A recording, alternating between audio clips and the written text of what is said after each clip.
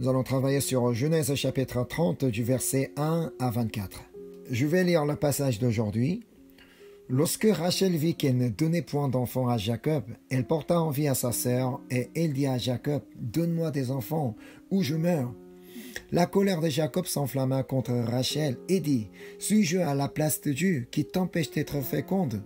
Elle dit, « Voici ma servante Bilha, va vers elle, qu'elle enfante sur mes genoux, et que par elle j'ai aussi des fils. » Et elle lui donna pour femme Bilha, sa servante, et Jacob alla vers elle. Bilha devint enceinte et enfanta un fils à Jacob.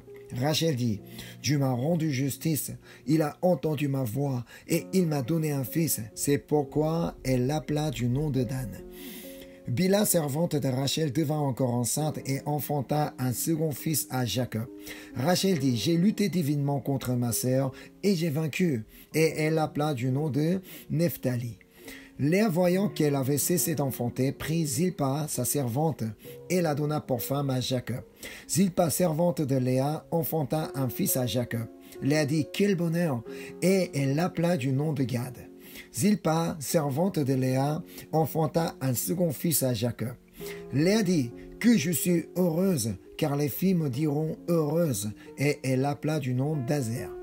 Ruben sortit au temps de la moisson des blés et trouva des mandragores dans les champs. Il les apporta à Léa, sa mère.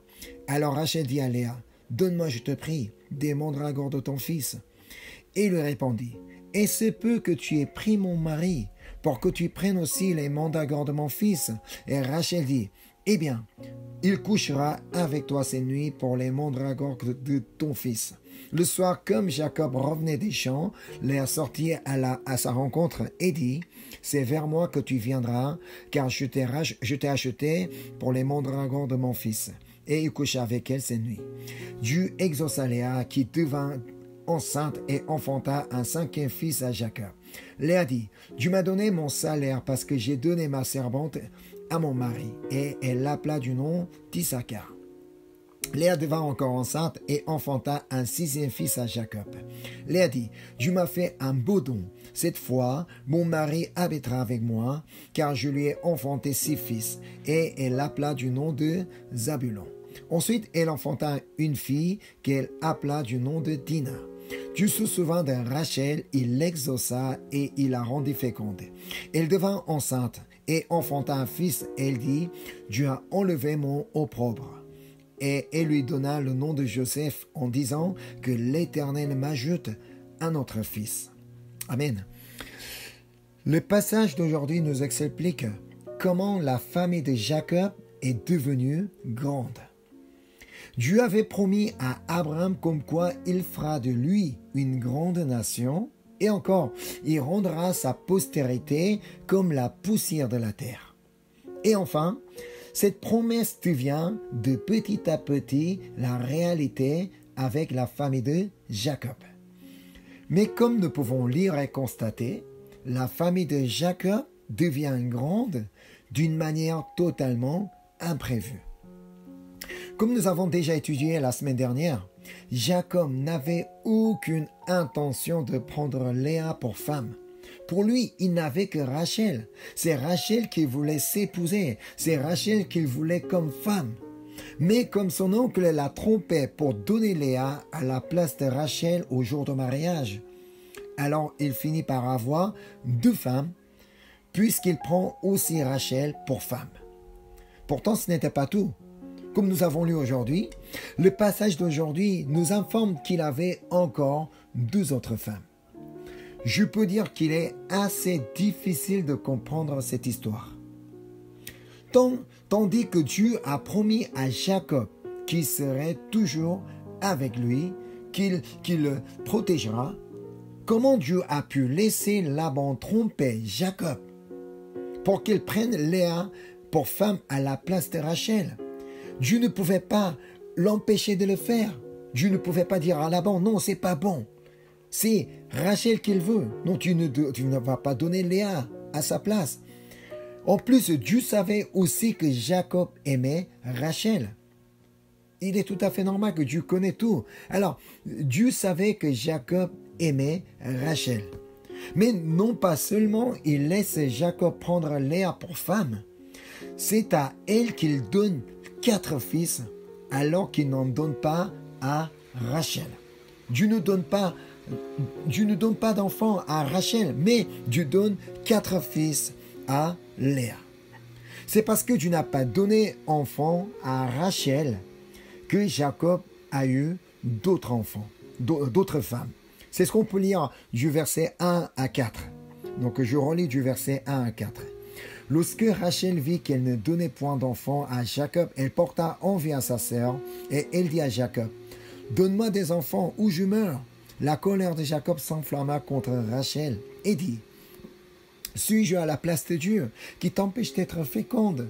Et voici. » Elle dit, « Voici ma servante Bila, va vers elle, qu'elle enfante sur mes genoux, et que par elle j'ai aussi des fils. » Et elle lui donna pour femme Bila, sa servante, et Jacob alla vers elle.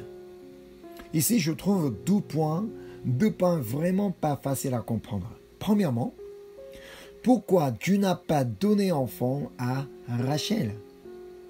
Si Dieu avait donné l'enfant à Rachel, elle n'aurait jamais l'idée de donner sa servante Bila à Jacob. Ça n'allait jamais se produire. Deuxième question. Comment Jacob a pu prendre aussi Bila pour femme? Lui, il aurait pu refuser de la prendre. Non chérie, non, je ne veux pas d'autre femme. Donc je sais qu'un jour Dieu te donnera un fils. Alors, je ne veux pas prendre Bila, mais ta servante. Lui, en plus, il avait déjà 2 femmes. Mais, curieusement, il accepte facilement la proposition de sa femme et il prend Bila pour sa 3e femme.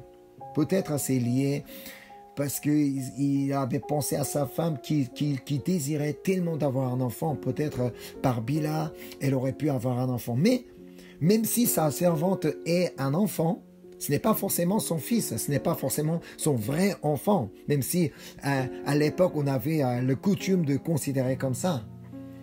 Pour la réponse de ces questions, on y reviendra tout à l'heure.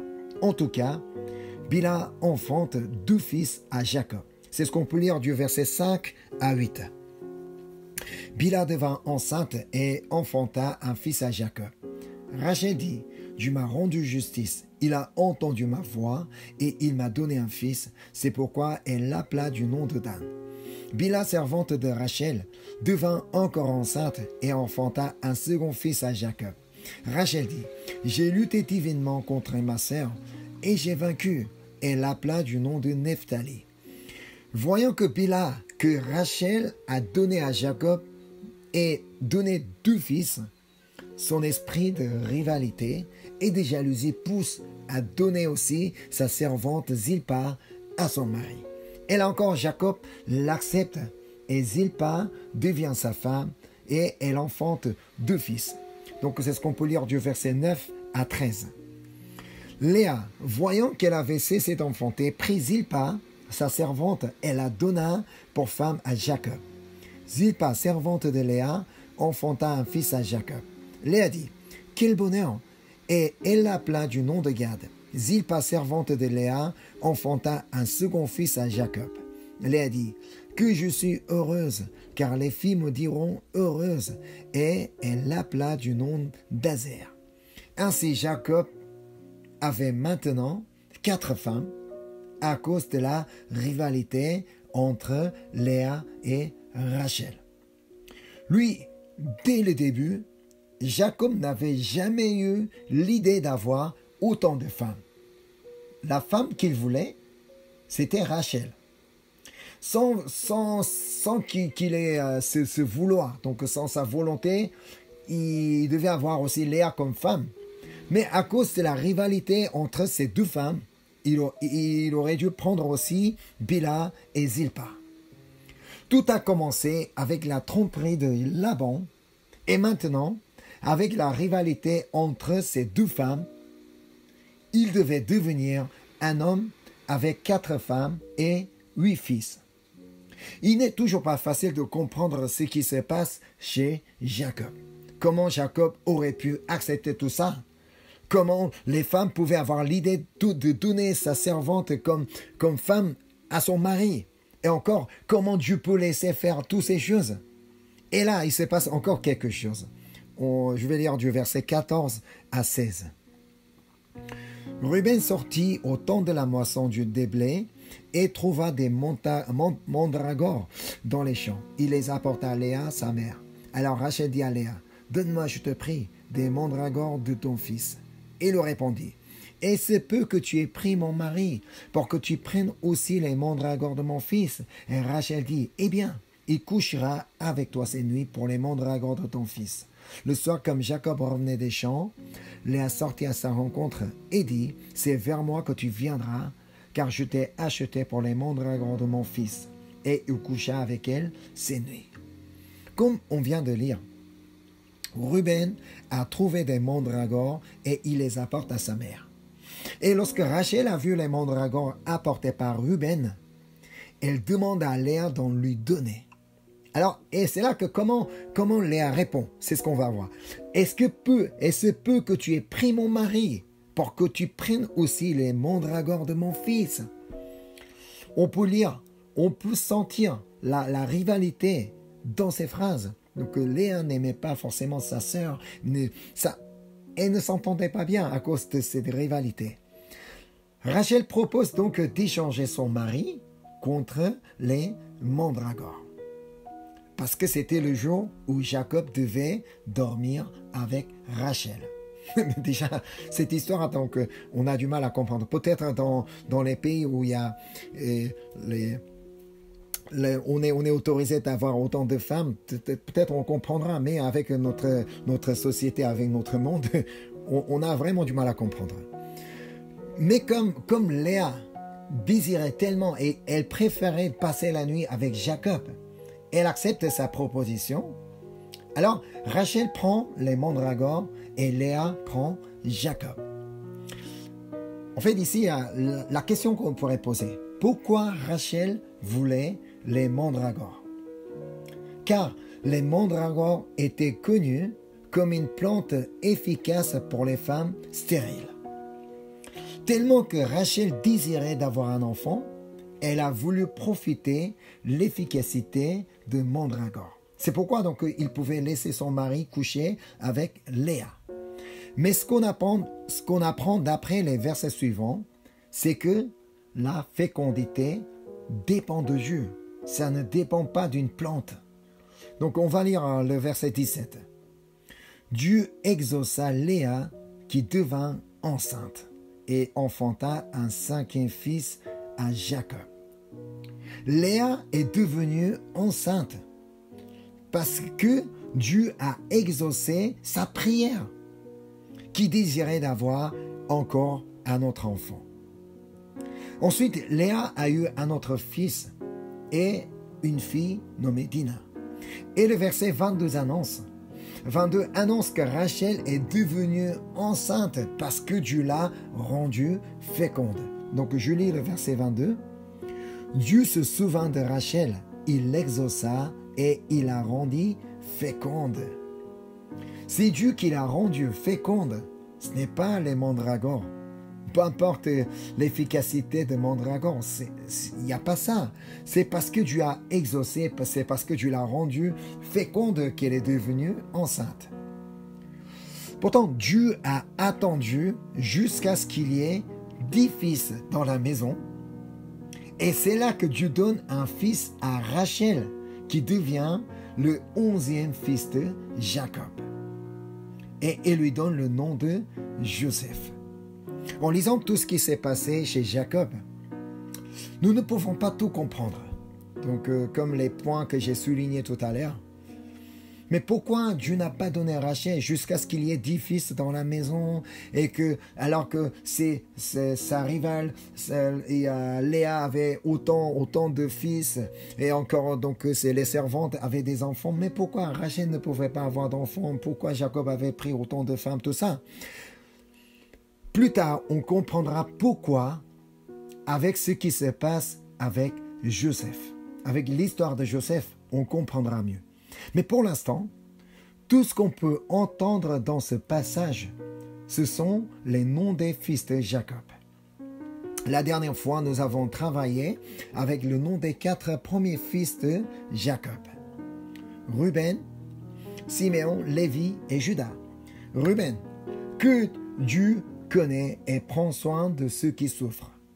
Siméon, que Dieu accorde sa grâce. Lévi, que Dieu s'attache à nous. Juda, que Dieu est digne de louange. Alors aujourd'hui, nous allons nous focaliser sur le nom des autres fils de Jacob. En fait, lorsque nous sommes en face de certains passages que nous avons du mal à comprendre, comme ce passage, nous ne pouvons pas tout comprendre. C'est là que nous ne devons pas nous efforcer, pas trop nous appuyer à tout comprendre. Tant qu'on n'arrive pas à tout comprendre, il faut pas trop donner de force. Surtout ne pas chercher à l'interpréter nous-mêmes. C'est ce que dit 2 Pierre chapitre 1 versets 20 et 21. Sachant tout d'abord vous-même qu'aucune prophétie de l'Écriture ne peut être un objet d'interprétation particulière. C'est ce qu'ils font les sectes. Donc les chefs de secte, donc ils font des interprétations particulières, comme si il est le seul pouvoir interpréter tel passage. C'est ça. Car ce n'est pas par une volonté d'homme qu'une prophétie a jamais été apportée, mais c'est poussé par le Saint-Esprit que des hommes ont parlé de la part de Dieu. Alors, lorsque vous avez du mal à comprendre certains passages, vous n'avez qu'à demander au Saint-Esprit de vous aider à le comprendre. C'est ce que je fais donc quand je prépare les prédications, l'étude biblique. C'est vrai, moi non plus, je ne peux pas tout comprendre. Parfois, j'ai du mal à comprendre certains passages. C'est là que je prie Dieu. Et parfois, donc le Saint-Esprit peut me guider vers un autre passage, vers un autre verset pour m'aider à comprendre. Mais parfois, je dois attendre certains moments pour pouvoir le comprendre. C'est ça. Donc, il faudra prier afin que le Saint-Esprit nous aide à comprendre. Sinon, en attendant, gardez simplement ce que vous avez compris du passage. Mais surtout, donc, mais pas n'importe quelle manière. Donc, ce que vous avez compris d'une manière correcte. Donc, c'est ce que nous allons garder. C'est ce qu'on va faire avec le passage d'aujourd'hui. Car nous avons les noms des fils de Jacob avec leur signification. Ce n'est pas nous-mêmes qui vont interpréter quelle est la signification des noms des fils de Jacob. Parce que c'est expliqué dans le passage. Allons voir d'abord le 5e fils de Jacob. Donc je relis le verset 6. Rachel dit, Dieu m'a rendu justice, il a entendu ma voix et il m'a donné un fils. C'est pourquoi elle l'appela du nom de Dan. Le 5e fils né par Bila est nommé Dan. Et son nom signifie Dieu rend justice. Ce nom est important pour nous qui vivons dans une société où nous pensons injuste. C'est vrai, donc la plupart des gens qui vivent dans un monde actuel, personne ne dira forcément que notre société est juste. Mais la plupart des gens diront que notre société est injuste. Mais quels sont les critères de la justice et de l'injustice? Ça, c'est important. Comment définir ce qui est juste ou injuste? L'interprétation peut être différente pour tout le monde. Ça dépend des pays, ça dépend des politiques. Une personne qui pense à la justice en Corée du Nord n'est pas forcément... Celui qui habite en France n'aurait pas la même conception de la justice. C'est différent pour tout le monde. Pour nous, ce qui est important, c'est pour nous. Pour nous, Dieu est la justice. Alors, ce qui est juste pour Dieu est juste pour nous aussi. Et ce qui est injuste pour Dieu est injuste pour nous aussi. Nous ne pouvons donc pas faire la justice nous-mêmes. Mais parfois, on devient très facilement nous-mêmes la justice et on devient très facilement le juge. Nous ne devons pas définir nous-mêmes ce qui est juste et injuste. Pourquoi? Parce que nous ne sommes pas justes non plus. On va aller voir l'épître de Jacques, chapitre 4, versets 11 et 12. Ne parlez point mal les uns des autres, frères. Celui qui parle mal d'un frère ou qui juge son frère parle mal de la loi et juge la loi. Or, si tu juges la loi, tu n'es pas observateur de la loi, mais tu en es juge. Ça veut dire on prend la place de Dieu. Un seul est législateur et juge. C'est celui qui peut sauver et perdre. Mais toi, qui es-tu qui juge le prochain? Alors, nous n'avons pas à faire la justice. Mais lui, il n'est pas juste. C'est pas juste, c'est pas bon, c'est l'injustice. Tout ça, nous n'avons pas à faire la justice. Nous n'avons qu'à nous appuyer sur Dieu qui nous rend justice. Nous n'avons qu'à vivre devant lui et dans sa présence. Car c'est ainsi que notre cœur peut connaître la paix et la liberté. Notre cœur n'a pas de liberté, n'a pas de paix parce que on ne cesse de juger les autres. Mais lui, cette société c'est pas correct, c'est pas juste lui, c'est pas bon, tout ça. Parce qu'on passe trop de temps à juger qui que ce soit que notre cœur ne connaît pas la paix ni la liberté. C'est pourquoi il est important qu'on sache que c'est Dieu qui est la justice et c'est Dieu qui rend justice.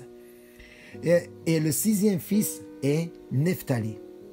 On revient au texte aujourd'hui, Genèse 30, chapitre 30, versets 7 et 8. Bila, servante de Rachel, devint encore enceinte et enfanta un second fils à Jacob. Rachel dit, « J'ai lutté divinement contre ma sœur et j'ai vaincu. » Et elle l'appela du nom de Nephtali. Nephtali veut dire « J'ai vaincu à la lutte. » J'ai vaincu. Mais ce n'est pas nous. C'est Dieu qui nous donne la victoire à la lutte. Lorsque Josaphat était le roi de Juda, les fils de Moab et les fils d'Ammon ont attaqué le pays. Alors Josaphat a eu peur. Mais ce qu'il fait par la suite est remarquable. On va aller voir ce qu'il a fait. Deuxième Chronique, chapitre 20, versets 3 et 4. Dans sa frayeur, lui il a eu peur. Josaphat se disposa à chercher l'Éternel et il publia un jeûne pour tout Juda. Juda s'assembla pour invoquer l'Éternel et l'on vint de toutes les villes de Juda pour chercher l'Éternel. Pourquoi le roi Josaphat et tout le peuple ont cherché l'Éternel? Parce qu'ils savaient que le combat était dans la main de Dieu. Ils savaient que le combat ne leur appartenait pas. C'est pourquoi l'Esprit de Dieu a saisi une personne nommée Jachaziel afin qu'il fasse cette déclaration au peuple. Donc on est toujours au même chapitre, verset 15. 2 Chroniques, chapitre 20, verset 15. Et Jachaziel dit, « Soyez attentifs, tout Juda et habitants de Jérusalem, et toi, roi Josaphat. Ainsi vous parle l'Éternel. Ne craignez point et ne vous effrayez point devant ces multitudes nombreuses, car ce ne sera pas vous qui combattrez, ce sera Dieu. » Amen. Si Dieu est pour nous, qui sera contre nous? Alors, en toutes circonstances, rappelons que notre Dieu est Dieu de Nephtali, dont Dieu qui combat à notre place. Si nous combattons, si nous-mêmes nous combattons, nous ne pouvons pas garantir le résultat. Mais si c'est Dieu qui combat, nous n'avons pas besoin de nous inquiéter du résultat, parce que nous connaissons déjà le résultat, parce que Dieu est le vainqueur. De même, si nous continuons à croire que notre Dieu est Dieu de Dan et de Naphtali, on va pouvoir déclarer comme Léa. On revient au texte aujourd'hui, Genèse 30, versets 10 et 11. Genèse 30, versets 10 et 11, je lis. Zilpa, servante de Léa, enfanta un fils à Jacob. Léa dit, « Quel bonheur !» Et elle l'appela du nom de Gad. Le nom du septième fils, Gad, signifie « Quel bonheur !» Oui, quel bonheur que notre Dieu est celui qui rend justice et qui combat à notre place. On croit être malheureux. Parfois, il y a des gens qui croient être malheureux parce qu'on ne croit pas que Dieu nous rend justice et qu'il combattra à notre place. Écoutons le message que Dieu donne dans Deutéronome. C'est la parole que Dieu a particulièrement donnée à notre Église de Paris pour l'année 2024. On va aller voir Deutéronome 33, verset 29. « Que tu es heureux, Israël, qui est comme toi, un peuple sauvé par l'Éternel, le bouclier de ton secours et l'épée de ta gloire. Tes ennemis feront défaut devant toi et tu fouleras leurs lieux élevés. » Amen. Nous sommes sauvés par l'Éternel. Il est le bouclier de notre secours et l'épée de notre gloire.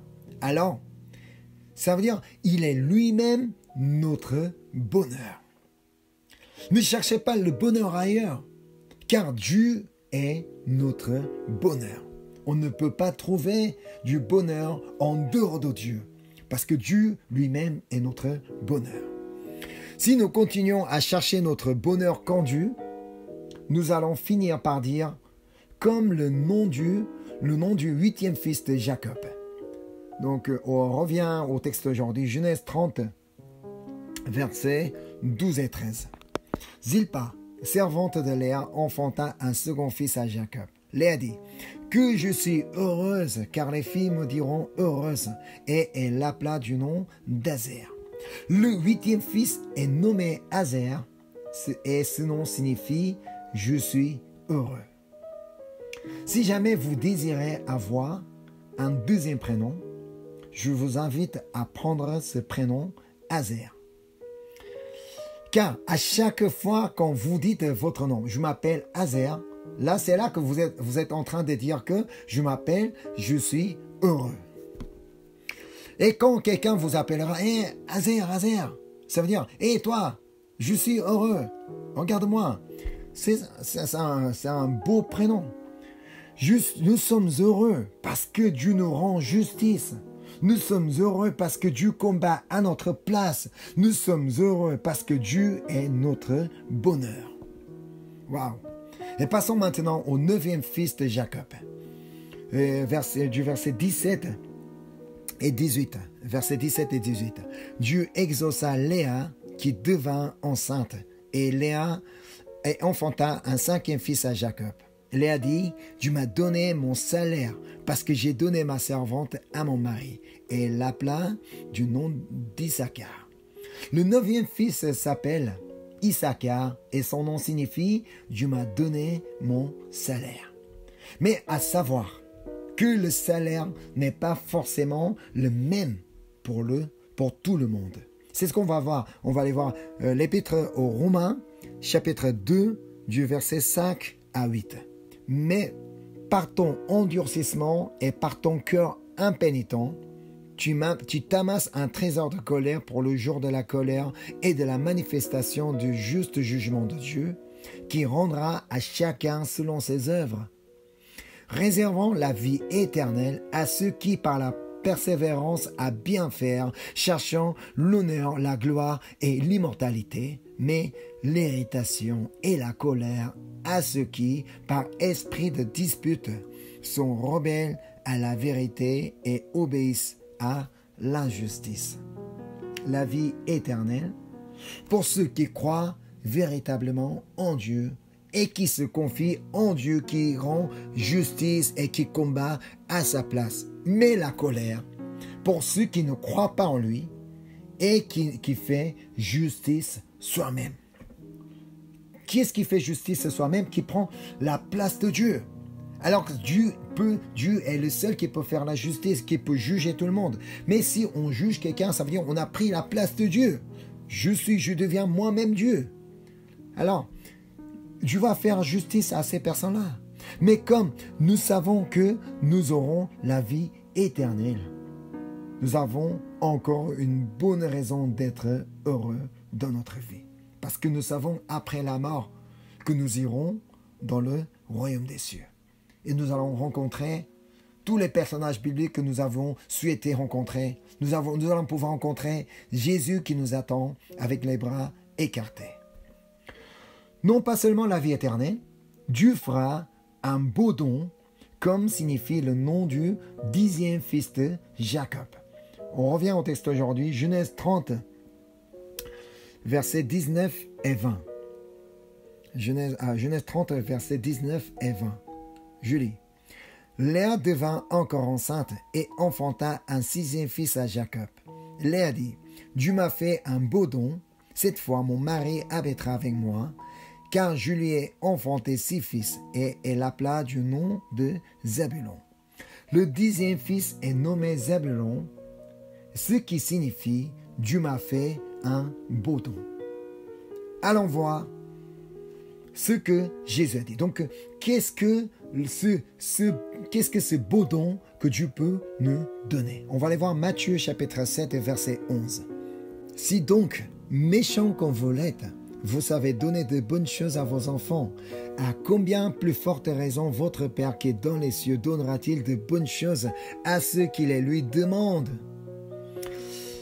Qu'est-ce que ça peut être ces bonnes choses que Jésus parle?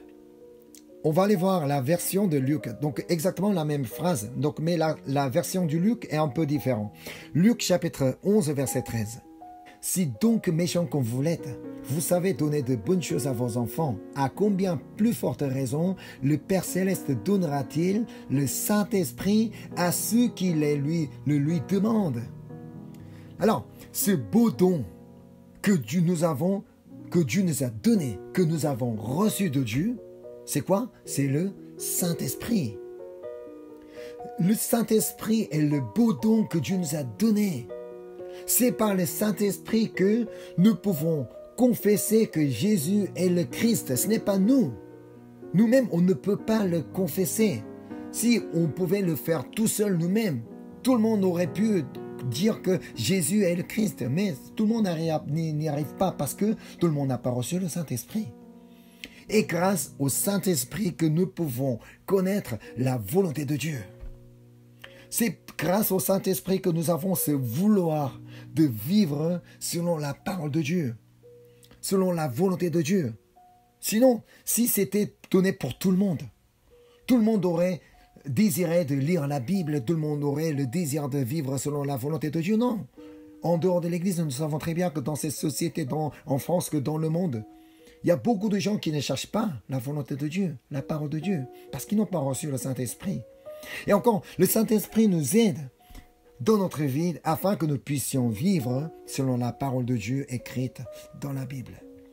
Et enfin, le 11e fils né de Rachel, il s'appelle Joseph.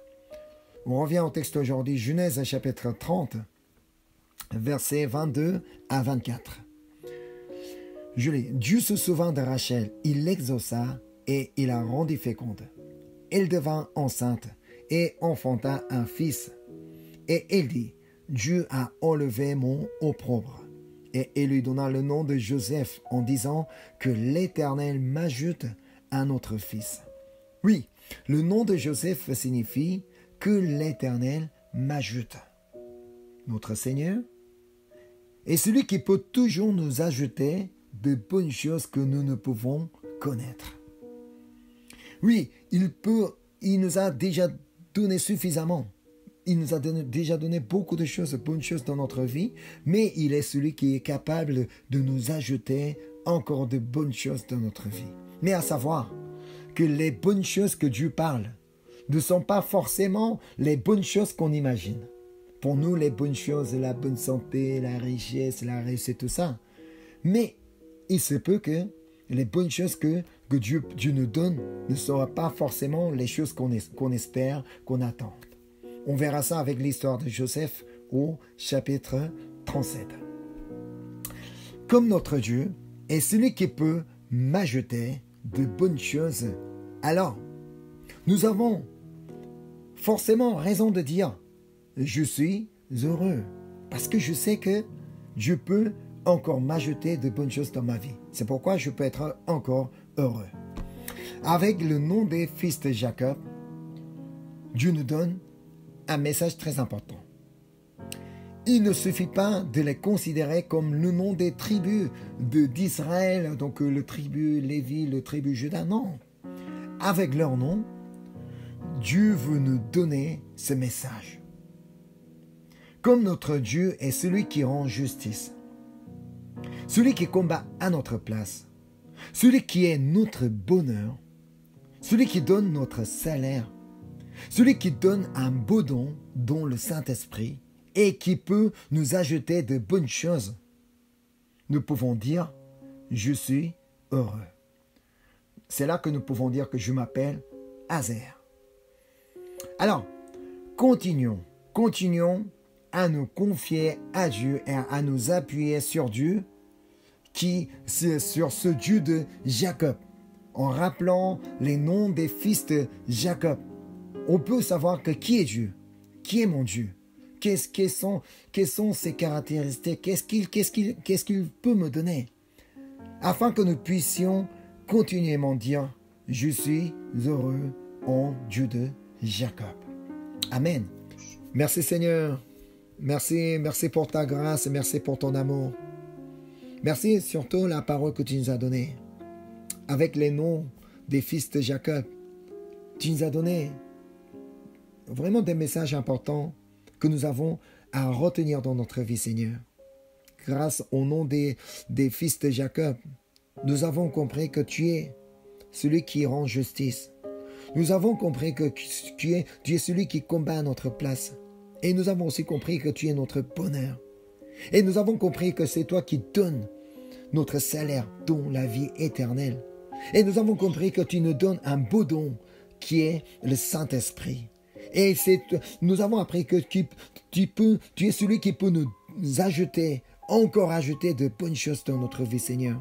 Alors, aujourd'hui, c'est pourquoi nous pouvons te dire que nous pouvons dire à tout le monde que nous sommes heureux, Seigneur. Nous sommes heureux parce que tu es notre bonheur. Nous sommes heureux parce que tu as déjà donné de bonnes choses dans notre vie et que tu ajouteras de bonnes choses dans notre vie. Merci Seigneur, merci pour ta grâce, merci pour tout ce que tu as donné, merci pour tout ce que tu vas donner dans notre vie. Oh, merci encore une fois, je te prie au nom de Jésus-Christ. Amen.